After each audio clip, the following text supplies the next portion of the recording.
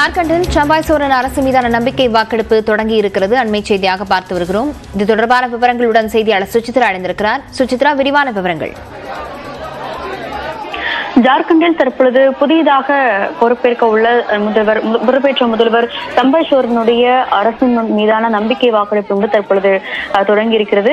மிக முக்கியமாக ஜார்க்கண்ட் சட்டசபை கூட்டத்தில் தற்பொழுது இதற்கான நடவடிக்கைகள் என்பது அதிகாரப்பூர்வமாக தொடங்கி இருக்கிறது. இந்த நம்பிக்கை வாக்கெடுப்பில் பங்கேற்பதற்காக முன்னாள் முதல்வர் ஹேமந்த் சோரனும் தற்போது அமலாக்கத்துறை ராஞ்சியில் உள்ள அமலாக்கத்துறை அலுவலகத்திலிருந்து ஜார்க்கண்டுடைய சட்டப்பேரவைக்கு அழைத்து வரப்பட்டுள்ளார். மிக முக்கியமாக இன்றைய வாக்கெடுப்பிற்காக அதாவது தெலுங்கானாவில் கொண்டு செல்லப்பட்டிருந்த எம்பிக்கள் ஜேஎம் கூட்டணி கட்சியினுடைய 46 எம்எல்ஏக்களும் தற்பொழுது இங்கு ஜார்க்கண்டுடைய சட்டப்பேரவைக்கு வந்து வருகை தந்திருக்கிறார்கள். இந்த நம்பிக்கை வாக்கெடுப்பை பொறுத்தளவில் மொத்தமாக சம்பாய் சோரனுடைய அரசுக்கு ஆதரவாக சுமார் 46 எம்எல்ஏக்கள் இன்று வாக்களிப்பார்கள் எனவும் எதிர்பார்க்கப்படுகிறது. அதே சமயம் எதிர்த்தரப்பில் பாஜகவில் 25 உறுப்பினர்களும் அவர்களுடைய கூட்டணிகள் தவிர இதர எம்எல்ஏக்கள் யார் பக்கம் வாக்களிக்க போகிறார்கள் என்ற ஒரு கேள்வியும் தற்பொழுது மிக முக்கியமாக எழுந்திருக்கிறது. தற்பொழுது சட்டப்பேரவையுடைய சபாநாயகர் தன்னுடைய அதிகாரப்பூர்வமாக வாக்கெடுப்பிற்கான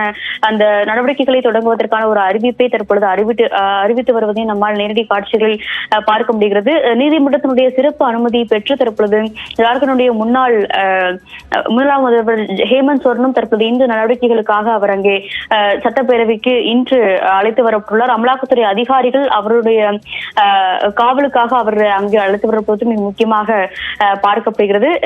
மிக முக்கியமாக பாஜகவை பொறுத்தளவில் பெருவாரியான ஒரு ஆதரவு என்பது சம்பாய் சோரனுக்கு கிடைக்காது என்ற ஒரு கருத்தை ஜார்க்கண்டுடைய பாஜக தலைவர்கள் தெரிவித்திருந்தார்கள். இந்த நிலையில்தான் இந்த ஒரு வாக்கெடுப்பு என்பது மிக முக்கியமாக பார்க்கப்படுகிறது. அனைத்து ஜேஎம் மற்றும் அதனுடைய கூட்டணி கட்சிகளான கம்யூனிஸ்ட் மற்றும் காங்கிரஸ் உள்ளிட்ட இதர கட்சிகள் அனைத்துமே வந்து தங்களுக்கு சாதகமாக வாக்களிக்க வேண்டும். அதற்காக ஒரு நடவடிக்கைக்காகத்தான் அந்த அனைத்து எம்எல்ஏக்களையுமே ஜார்க்கண்ட் முக்தி மோர்ச்சா தலைமையில் அவர்கள் வேறு இடத்திற்கு பத்திரமாக வைக்கப்பட்டு அந்த குதிரை பேரத்தை தருவதற்கான நடவடிக்கைகளும் ஜேஎம் ஆனது ஈடுபட்டு வந்தது. இந்த நிலையில் இறுதிக்கட்ட அந்த ஃப்ளோர் டெஸ்ட் என்பது தற்பொழுது தொடங்கி அங்கு நடைபெற்று வருகிறது. விவரங்களுக்கு நன்றி சுசித்ரா.